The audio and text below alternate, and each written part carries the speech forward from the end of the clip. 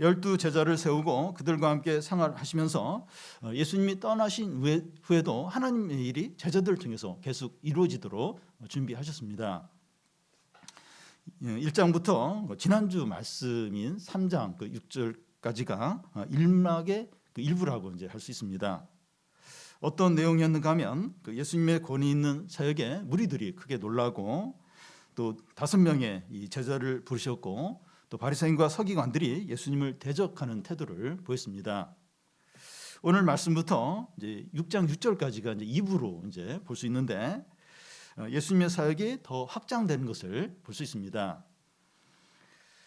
예수께서 12 제자를 세우시고 또 하나님 나라에 대해서 더 구체적으로 가르치시고 종교 지도자들뿐만 아니라 가족들 또 고향 친척들에게도 이제 이렇게 거부를 당하는 것을 이제 볼 수 있습니다.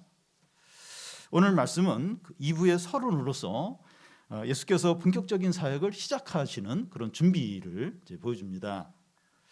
예수께서 안식일에 목마른 손 마른 자를 치료해 주자 이 종교 지도자들은 예수님을 대적했지만 일반 백성들은 예수님을 더 많이 따르는 겁니다. 7절, 8절을 한 절씩 교대를 읽겠습니다. 예수께서 제자들과 함께 바다로 물러가시니 갈릴리에서 큰 무리가 따르며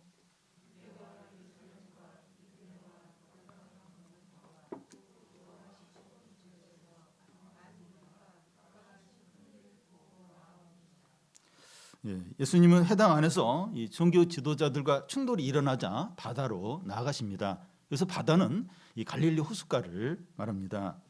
그러자 여러 지역에서 많은 사람들이 예수님께 나옵니다. 어느 지역에 사는 사람들이 나왔는가 하면 여기 기록에 나와 있는데 갈릴리와 유대와 예루살렘은 이제 이스라엘 지역에 속하고 나머지 지역은 이방 지역인데 이두메는 예루살렘에서 남서쪽 30km 정도 떨어져 있는 그런 지역이고 또 요단강 건너편은 이제 베레아 지역을 말하고 두로와 시도는 이스라엘 북쪽에 위치해 있는 이방 지역을 가리킵니다. 유대 지역뿐만 아니라 이방 지역에서 많은 사람들이 예수님께 나왔습니다. 그들이 예수님께 몰려온 이유가 뭔가 하면 이 8절 끝에 보면 그가 하신 큰 일을 듣고 예수님께 모인 겁니다. 여기서 이제 그가 하신 큰 일이란 예수께서 행하신 모든 일들을 가리키는데 엄청난 기적들과 놀라운 가르침들을 말합니다. 예수님 말씀은 권세가 있었고 문둥병을 치료하고 중풍병자를 낫게 하고 귀신들에게 명령하니까 귀신이 나가는 이런 소문들을 이제 들은 겁니다.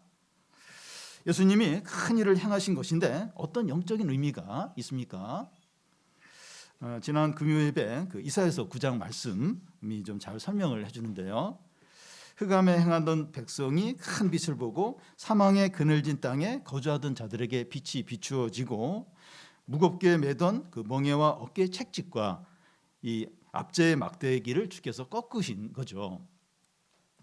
예수께서 복음을 전하고 온갖 질병을 치료해 주시고 귀신을 쫓아내시는 것은 흑암에 사는 백성들에게 빛이 비추어지고 얽매임과 압제에서 구원하신 것이 된다는 겁니다. 오늘 말씀에도 이제 많은 사람들이 예수께 나왔는데 어떻게 하십니까? 9절에서 12절까지 한 절씩 교대 읽겠습니다. 예수께서 무리가 에워싸 미는 것을 피하기 위하여 작은 배를 대기하도록 제자들에게 명하셨으니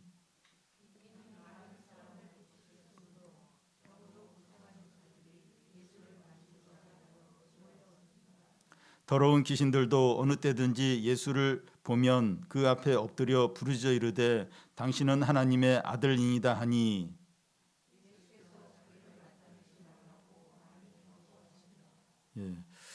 예수께서 무리가 에워싸 미는 것을 피하기 위하여 하는데 이 많은 사람들이 예수님께 몰려드는 거예요. 예수님이 옷자락이라도 만지면 병이 나으니까 수천 명의 사람들이 막 환자들이 물론 환자 아닌 사람도 있지만 어쨌든 환자들이 막 아픈 사람들이 예수님께 몰려드는 거예요. 수천 명이 옷이라도 잡으려고 하는 겁니다. 그러다 보니까 압사 사고가 일어날 수 있습니다. 요즘은 이제 사람들이 이제 많이 몰리는 곳이면 압사 사고가 일어날까 안전 어떤 그런 조치에 신경을 많이 씁니다. 예수님은 이 압사 사고를 막기 위해서 어떻게 하시는가 하면 이 작은 배를 호숫가에 띄워서 배 위에 올라가셔서 무리들과 이제 거리를 이제 두시는 겁니다. 사람들은 그것을 보고 더 이상 이제 예수님께 몰려들지 않는 거예요. 예수님은 이제 안전사고가 나지 않도록 지혜롭게 하셨습니다. 예수님은 호숫가에 띄운 배에 올라가셔서 그 배를 강대상으로 삼아서 많은 사람들에게 말씀을 충분히 전하셨습니다. 또한 예수님은 그 10절 앞에 보면 많은 사람을 고쳤어요. 그리고 귀신 들린 사람들에게는 이제 귀신을 쫓아내셨습니다. 예수님은 자기에게 나오는 모든 병자들과 귀신 들린 자들에게서 귀신을 쫓아내는 치료를 하셨습니다. 유대인들뿐만 아니라 이방인들까지 다 치료를 해줬습니다. 근데 그 수많은 병자들 막 다 몰려왔는데 예수님이 다 치료를 해주신 겁니다. 이것은 사망의 그림질 곳에 사는 자들에게 빛이 비추고 모든 얽매인 것들로부터 구원해 주시는 거죠. 오늘날 사망의 그늘진 곳에 사는 사람들이나 얽매이고 압제당하는 사람들이 누구일까요? 미얀마 군부 독재에 시달리는 시민들이나 우크라이나 전쟁으로 고통받는 사람들이나 또 지진으로 가족을 잃고 삶의 터전을 빼앗긴 많은 사람들이나 난민촌에서 열악하고 불안한 생활을 하는 난민들이 여기 해당될 겁니다. 그런데 이 사망의 그늘진 곳이나 얽매인 것을 이 정치적인 억압이나 물질적인 빈곤만으로 보면 안 되고 영적으로도 봐야 합니다.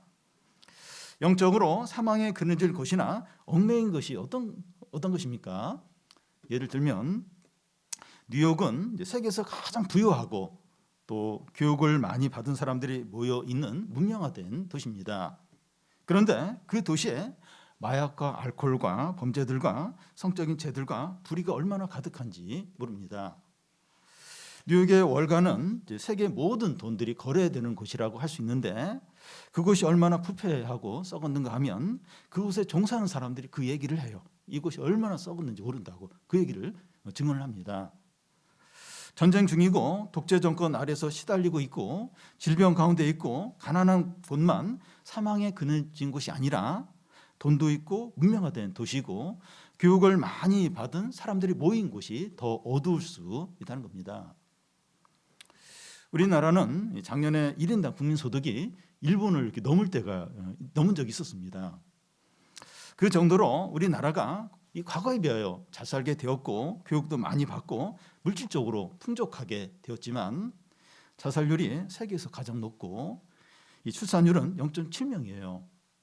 세계에서 가장 낮습니다. 전쟁 중이거나 큰 재난이 지속이 될 때 출산율이 크게 떨어지는데 우리나라는 전쟁 중이거나 큰 재난 가운데 있는 것처럼 살기가 너무 힘든 곳이라는 겁니다. 층간소음이나 주차 문제로 이웃 간에 칼부림이 일어나고 데이트 폭력이나 학교 폭력이나 가정 폭력으로 죽어가는 사람들이 계속 있고 고독사가 늘어나고 청년들 가운데 우울증 환자가 크게 늘어나고 있습니다. 이 땅은 사망에 그늘진 곳이고 얽매임과 압제로부터 사람들이 신음을 하고 있습니다. 우리 사회에 정치적인 변화나 사회 개혁이나 제대로 된 이 복지 정책이 필요합니다. 그런데 더 근본적인 필요는 복음이 선포돼야 돼요. 왜냐하면 세상의 많은 문제들과 사람들의 고통의 진정한 원인이 사람들이 하나님을 떠나고 죄와 이 사단의 종상태에 있기 때문입니다. 이 근본적인 원인, 이 사회가 왜 이렇게 어두운가? 왜 사람들이 그렇게 사망의 어떤 그런 곳에 사는가? 왜 사람들이 그렇게 고통과 얽매임과 압제 가운데 살아가는가? 그 근본적인 원인은 사람들이 하나님을 떠났어요. 죄와 사망의 종상태에 있기 때문에 이런 수많은 고통과 절망과 아픔이 있는 겁니다. 그래서 이사야서 9장에 보면 사망의 그늘진 곳에 얽매임과 압제당하는 사람을 위해서 한 아기가 태어났다고 합니다. 이 아기는 기묘자이고 모사이고 전능한 하나님이시고 영존하신 아버지고 평강의 왕이십니다. 이 아이는 예수 그리스도를 말하는데 그가 오시자 흑암에 사는 자들에게 빛이 비춰져요. 또 사람들을 얽매임과 압제로부터 구원하는 겁니다. 우리는 세상이 바뀌도록 모든 부분에 노력을 하고 공의와 이웃사랑을 실천해야 합니다. 그렇지만 근본적으로 더 필요한 것은 흑암의 세상에 복음의 빛이 비추어지고 하나님의 능력으로 사람들이 압제 얽매임에서 구원받는 겁니다. 사회 구조적인 악과 불합리한 체계와 악한 관행들이 사라져야 돼요. 그런데 무엇보다도 각 사람 마음 안에 있는 멍해와 얽매임과 압박들과 우울증과 분노와 열등감과 상처나 또 죄의 습관들이나 두려움과 절망이 치료되고 회복이 되고 해방이 되어야 됩니다. 경제적인 문제나 질병이나 또 사람관계의 어려움이나 정서적인 문제나 또 가족 문제, 자녀 문제 이런 것 때문에 사람들이 많이 절망하고 두려워하고 분노하고 또 막 죄에 빠져 있기도 하고 그런 가운데 있는데 여기서 회복이 돼요. 여기서 구원받는 게 너무나도 필요합니다. 그러기 위해서 어떻게 해야 됩니까?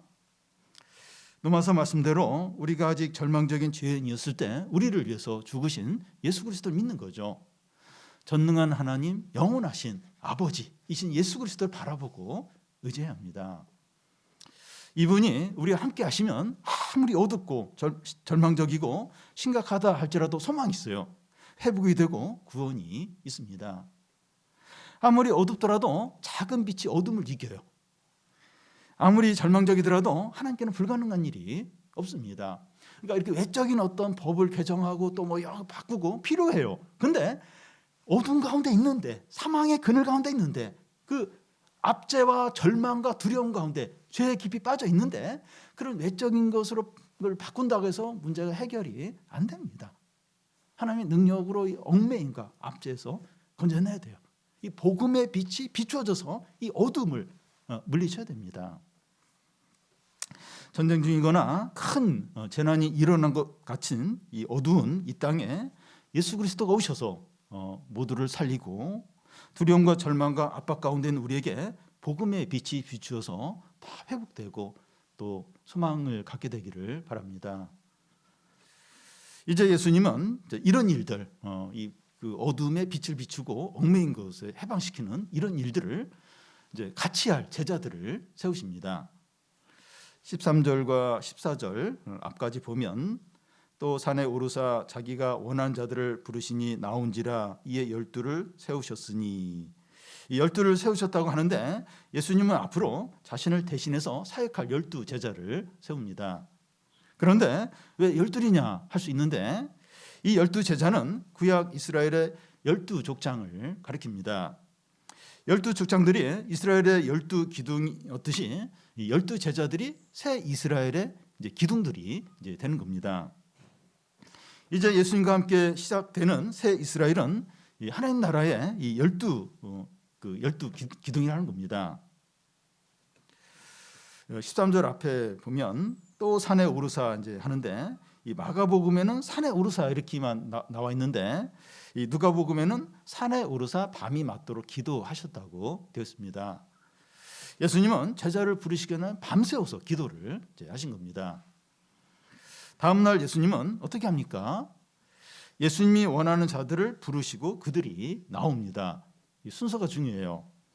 그들이 나오자 예수님이 부르신 게 아니에요. 예수님이 원하는 자들을 제자로 부르셨다는 겁니다. 이 제자가 되겠다고 자원한 자가 아니라 예수님께서 원하신 자를 택해서 제자들을 삼았다는 겁니다. 이것이 왜 중요한가 하면 예수께서 원한 자들을 선택했기 때문에 제자로 부른 자들의 모든 것을 책임지시는 겁니다.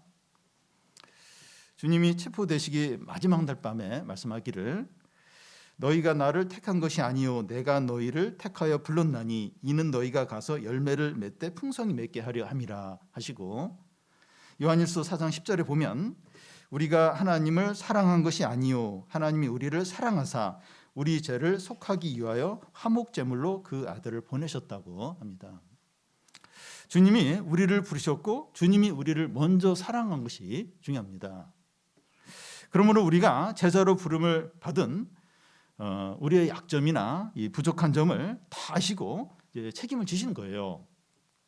주님이 우리를 집사로 또 주일학교 교사로 또 모임 리더자로 다양한 선기자로 부르셨는데 그 일을 하는데 약점이나 부족한 점에 대해서 주님이 다 책임을 지신다는 겁니다.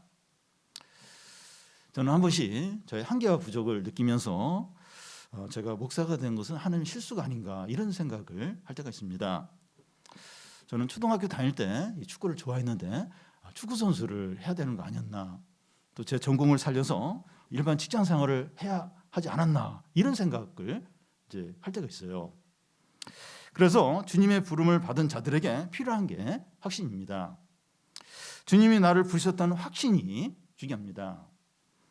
우리가 남을 섬기든지 봉사를 하든지 주님의 일을 할 때 결과도 안 좋고 반응도 또 없고 오해까지 받게 될 때 그만해야겠다, 그래서 포기하고 싶은 생각이 들 수 있습니다. 그때 우리가 붙들어야 될 것이 주님이 불렀다는 확신이죠. 그러니까 다른 사람이 불러서 일을 했어요. 그래도 결국 이제 주님이 근본적으로는 주님이 이제 부르신 거죠. 그 확신입니다. 바울이 수많은 어려움을 겪고 비난을 엄청나게 받고 거부를 당했어도 끝까지 달려갈 수 있었던 이유가 다메섹 도상에서 주님이 자기를 부르신 그 확신이 있었기 때문입니다. 우리 각자가 주님을 바라보고 끝까지 달려가시기 바랍니다. 주님께서 부르신 제자들에게 시키시는 일이 뭡니까? 14절, 15절을 한 절씩 교독 읽겠습니다. 이에 12를 세우셨으니 이는 자기와 함께 있게 하시고 또 보내사 전도도 하며. 세 가지를 말씀하는데 가장 근본적이고 중요한 것은 자기와 함께 하기 위해서입니다. 예수님이 제자를 부르셨는데 가장 중요한 게 자기와 함께 있는 거예요. 이 함께는 영어 전치사 with인데 영적인 의미에서 with가 참 중요합니다. 요한복음에 나오는 대제사장의 기도에서 예수님은 자신이 하나님 아버지와 함께 있다고 하면서 with했다고 말합니다. 하나님 아버지와 아들은 함께함으로 하나였어요. 예수님이 제자들과 함께 한다는 것은 서로 하나가 되는 것을 말합니다. 서로 친밀하게 사귀는 거죠. 예수님이 제자들 안에, 제자들이 예수님 안에 있는 겁니다. 예수님과 인격적으로 만나고 영적인 교제를 하는 거예요. 함께 생활하는 거 주님과 리빙 투게더 하는 것이고 모든 삶을 주님과 동행하는 겁니다. 예를 들어서 교인들이 6개월 동안 주일날 잠깐 만나다가 2박 3일 수련회를 같이 하면서 같은 방을 이렇게 쓰면서 교제하는 건 많이 다릅니다. 양치질하는 것도 보고 밤에 코 고는 것도 듣고 같이 이렇게 산책을 하면서 사귀는 거죠. 주님과 친밀한 사귐은 봉사나 섬김이나 사역보다 더 우선하고 중요합니다. 요한은 90세가 되어서 과거에 예수님과 함께 보냈던 3년을 이렇게 돌아보면서 어떻게 요한복음에 고백을 하는가 하면 그 영광을 보니 아버지의 독생자의 영광이요 은혜와 진리가 충만하더라. 예수님과 친밀한 사귐을 경험한 사람은 이런 고백을 하게 됩니다. 이런 경험과 고백이 있는 사람이 말씀을 가르치고 전도하고 봉사를 할 때 감동이 있고 은혜가 있고 능력이 있는 거죠. 주님과 친밀한 사귐을 가지려면 어떻게 해야 됩니까? 그래서 주님과 친밀한 사귐을 가져야 돼요. 그러면 어떻게 해야 됩니까? 따로 시간을 내어서 말씀을 묵상하고 또 예배 드리려고 하고 또 기도하려고 해야 됩니다. 생활하면서 하나님을 의식하며 지내도록 노력을 해야 돼요. 어떻게 해야 생활하면서 하나님을 의식하면서 이렇게 지낼 수 있습니까? 기도하는 기도, 매사에 하나님의 뜻을 묻고 하나님의 도움을 구하고 생활하면서, 그게 이제 하나님을 의식하면서 생활하는 거죠. 우리가 예배도 빠지지 않고 봉사도 하고 있지만 주님과 친밀한 관계를 잃어버렸을 수 있습니다. 중년 부부들이 이제 드러나게 싸우진 않지만 냉랭하고 형식적인 관계로 지내기가 쉬워요. 신혼 때 결혼한 지 얼마 안 될 때는 그러지 않은데 뭐가 있으면 싸우기도 하는데 결혼한 지 20년, 30년도 안 싸워요. 안 싸우는데 아주 냉랭하고 형식적인 관계로 지내기가 쉽습니다. 근데 주님과의 관계가 그럴 수 있다는 거예요. 10년, 20년 지나면서 큰 죄를 짓는 것도 아니고 봉사를 안 하는 것도 아닌데 참 이렇게 진정한 사귐이 없는, 영적인 교제가 없는 그런 어떤 주님과의 관계가 그럴 수 있다는 거예요. 그래서 주님과의 관계가 어떤가 돌아보고 회복하시기 바랍니다. 주님이 이 제자를 삼는 두 번째 목적은 그 14절 끝에 보면 보내사 전도도 하며, 여기 보내사 하는 단어의 헬라어 단어의 의미는 왕의 전가를 가지고 이제 왕래하는 특사를 가리킵니다. 수년 전에 미국과 북한이 핵 문제로 전쟁의 어떤 발발 위기가 있을 때, 그때 미국 대통령 특사로 카터 전 대통령이 북한을 방문해서 그 문제가 잘 해결된 적이 있었습니다. 대통령 특사는 대통령의 메시지를 상대국 대통령에게 전달하는 거죠. 그래서 특사는 공적인 권위를 갖고 특사가 전하는 말은 중대하게 경청해야 합니다. 예수님이 전도하러 보내는 제자들이 이런 특사들이기 때문에 이 자기 생각을 전하면 안 돼요. 왕이신 주님의 메시지를 충성되게 전해야 됩니다. 사도는 계승되지 않고 이 12사도가 전부예요. 그러니까 이 가톨릭에서는 그 교황이 뭐 또 사도권을 계승 뭐 이런 말을 하는데 그게 아니에요. 그러니까 12명의 사도가 딱 그게 전부고 사도권은 계승이 안 됩니다. 우리는 사도는 아니지만 예수님을 믿음으로 제자들입니다. 예수님은 이 마태복음 마지막 장에 우리에게 가서 모든 족속에게 복음을 전하라고 말씀했습니다. 주의 증인으로 가서 이제 증거하라는 거죠. 우리가 사람들에게 복음을 전할 때 왕의 보냄을 받은 자로서 말하는 겁니다. 사람들이 우리 말을 무시하고 거부한다면 내 말을 듣지 않는 것이 아니라 주님의 말을 거부하는 것이 이제 됩니다. 우리는 주위 사람들에게 이제 복음을 이제 말할 때 우리 자신의 약점이나 부족함 때문에 위축이 되는 것이 아니라 왕으로 보낸 특사임을 기억하고 담대하게 해야 합니다. 왕이죠, 왕이 왕으로 보낸 특사. 뭐 내 말을 뭐 내 얘기하러 가서 이제 뭐 무슨 멀리 얘기하는 게 아니라 어떤 복음, 이 주님이 주신 말씀을 전하는 왕의 특사로서 담대하게. 날 지금 약간 무시하네. 그러니까 나를 무시하는 게 아니라 이제 주님을 무시하는 거죠. 제자로 삼으신 세 번째 목적은 15절 끝에 나오는 대로 귀신을 쫓아내는 권능을 주기 위해서입니다. 이 권능이라고 하는 것은 영적인 권위와 능력을 가리킵니다. 귀신 곧 악한 영이나 이 어둠의 세력을 물리치려면 영적인 권세가 있어야 합니다. 예수님은 사도들에게 자신의 능력과 권세를 주셔서 귀신 곧 악한 영들을 이기게 하셨습니다. 우리는 사도는 아니지만 주님은 우리에게도 악한 영, 이 어둠의 세력을 이기도록 영적인 권세를 주십니다. 우리가 믿음으로 뭔가를 하려고 하거나 하나님의 일을 하려고 할 때 영적인 공격이나 위협이나 유혹이 있을 때가 있습니다. 단지 어려운 정도가 아니라 악한 영이 공격한다는 걸 느껴질 때가 있어요. 우리가 믿음으로 보려고 하면 사단의 방해가 반드시 있어요. 여러분, 사단이 있습니까 없습니까? 있어요. 있어서 우리가 믿음으로 하려고 하고 뭔가 하나님의 일을 하려고 반드시 어떤 악한 영, 악한 세력, 어둠의 세력이 방해를, 공격을 해요. 그게 느껴져요. 그냥 이 눈앞에는 그냥 어떤 어려움인데 어떤 악한 세력, 악한 영이 방해를 하고 어떻게 해서든 이게 안 되도록 이제 충동질을 하는구나. 이게 느껴집니다. 그럴 때 우리의 능력과 지혜로는 안 돼요. 인간적인 방법이나 뭐 자신의 어떤 지식이나 자신의 어떤 뭐 의지력이나 이런 걸로 안 돼요. 실패할 수밖에 없습니다. 주님께 영적인 권세를 달라고 구하는 겁니다. 주여, 영적인 어떤 능력, 권세를 달라고, 주님의 권세를 달라고 구하는 겁니다. 그러면 하나님께서 지혜와 능력과 담대함을 주셔요. 그래서 이 악한 세력, 이 사단을 이기게 이제 하십니다. 그러면 그 12제자를 어떤 제자로 이제 부르셨는가 하는 겁니다. 16절, 17절을 한 절씩 교대 읽겠습니다. 이 12를 세우셨으니 시몬에게는 베드로란 이름을 더하셨고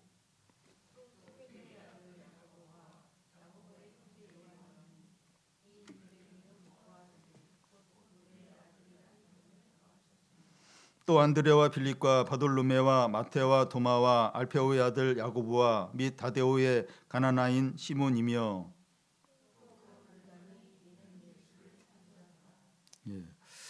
예수님은 12제자 중에서 세 제자에게만 별명을 주셨는데 이 별명을 잠시 살펴보겠습니다. 예수님은 수제자인 시몬에게 베드로라는 다른 이름을 더 주었습니다. 이 베드로란 뜻은 반석이라는 의미인데요.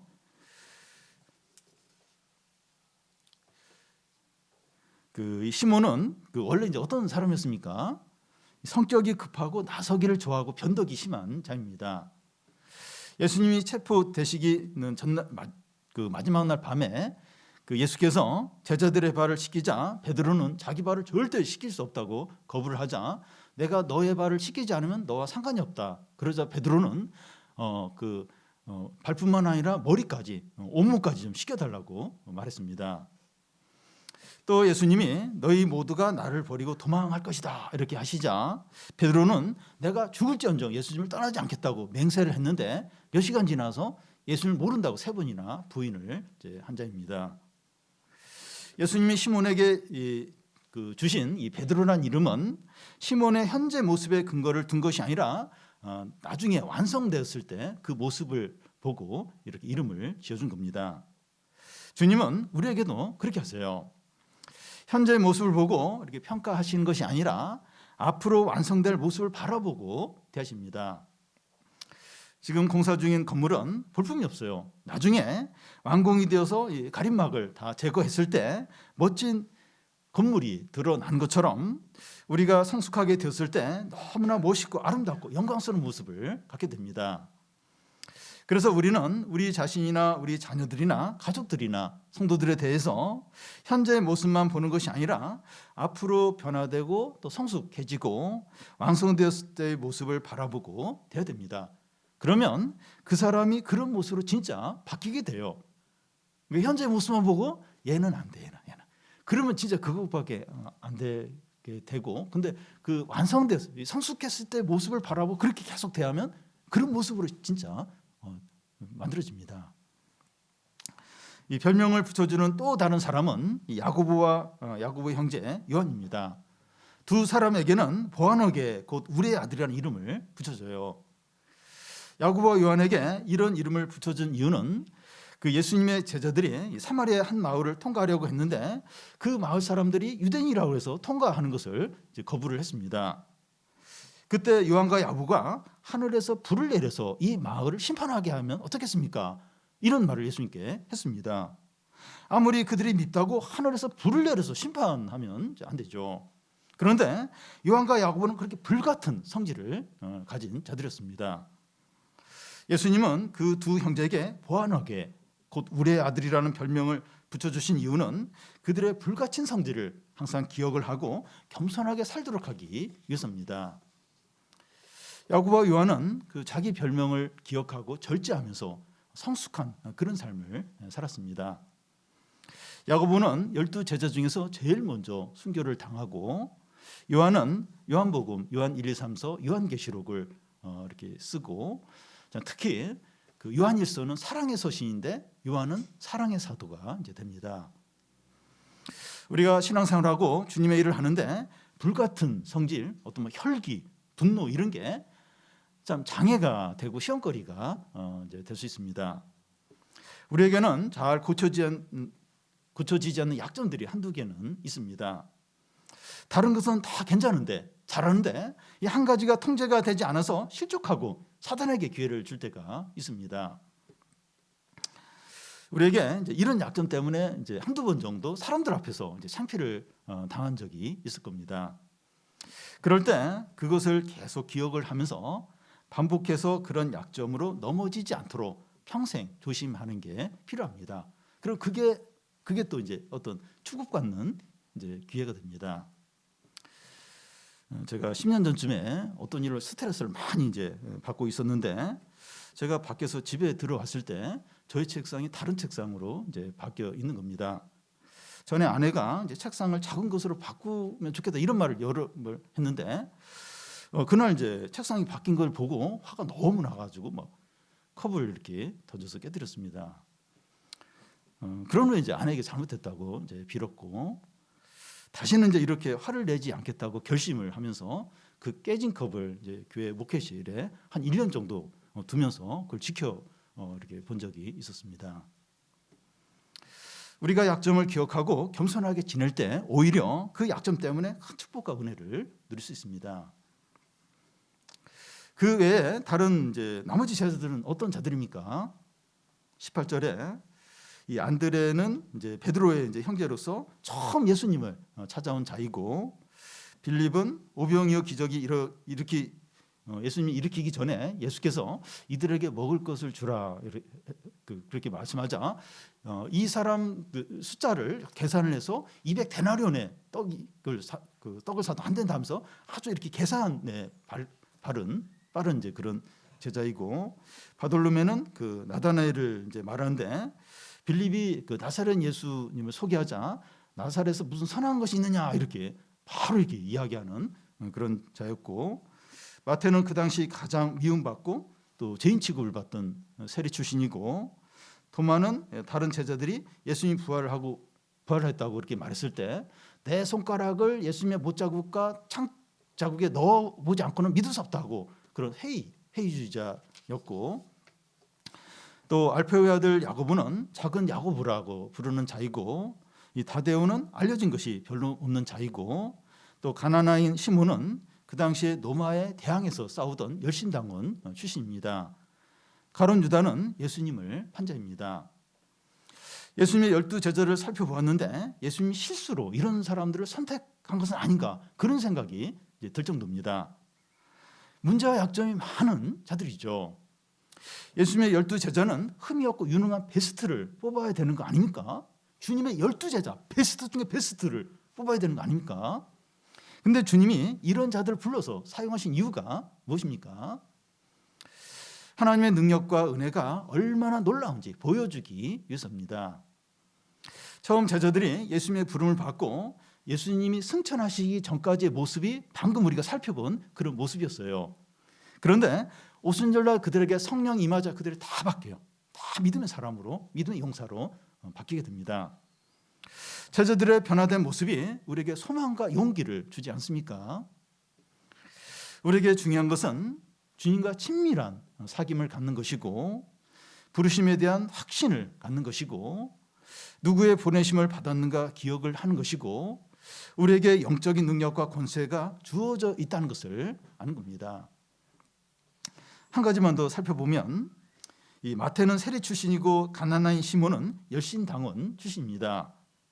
그 당시 열심당원들은 세리나 노마 앞잡이들을 찾아서 공격을 하거나 살해하는 그런 경우가 있었습니다.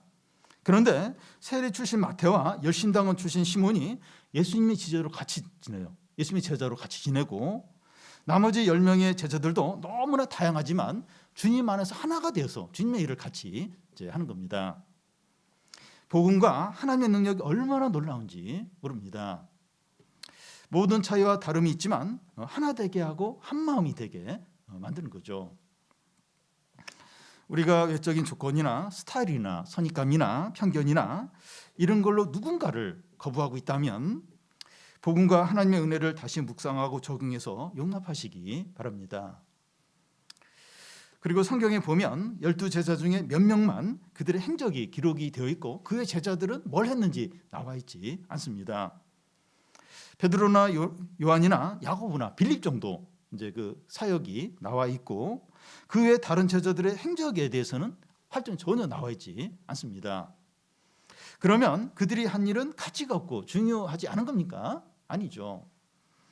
그들의 부르심과 분량에 따라서 나름대로 사역을 충성스럽게 감당을 했습니다. 지금도 하나님 나라와 영혼들을 위해서 수고하는 사역자들이 또 성도들이 많이 있습니다. 그들의 섬김과 수고가 알려지지 않아서 주목받지 못하는데 이게 오히려 하나님께 큰 상을 받는 이유가 됩니다. 지금 세상에서 다 인정을 받고 유명하고 또 어떤 그 인기와 또 어떤 물질적인 것과 어떤 권한을 누리는 사람이 있어요. 주의 일을 하면서도 그런 분들이 있어요. 그러면 그분들은 어떻게 보면 하나님 앞에서 상 받을 게 없어요. 이미 다 받았으니까. 근데 그렇게 수고를 하고 애를 쓰고 이 지하 작은 교회에서 그렇게 기도하고 사역을 하고 또 선교지에서 그렇게 막 애를 쓰고 돌아올 때는 정신병이 걸려서 질환이 걸려서 그런 아픔을 가지고 누가 알아주지도 않아요. 근데 이제 이런 분들이, 이런 사람들이 이제 하나님께 큰 상을 받는 거죠. 왜냐하면 세상에서 상을 안 받았으니까 큰 상을 받게 되는 거죠. 그래서 우리는 있는 그 자리에서 최선을 다해서 하나님께 찬양받고 큰 상을 받는 성도들이 되시기 바랍니다.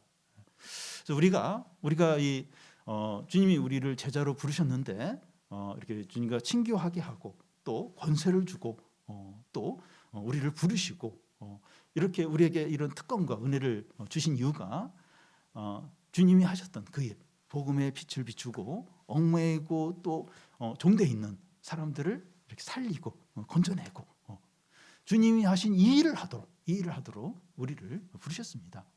우리가 있는 자리, 우리 어떤 그건 그렇게 중요하지 않아요. 이게 너무나도 중요합니다.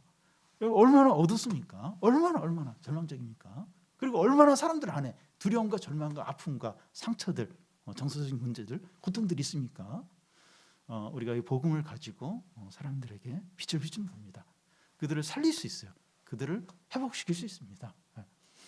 우리가 주님과 친밀한 교제를 나누고 주님의 권세를 가지고 또 우리를 부르셨다는 확신을 가지고 이렇게 우리가 좀 복음을 전해서 참 주님이 하시는 일들이 우리를 통해서 풍성하게 일어나게 되기를 바랍니다.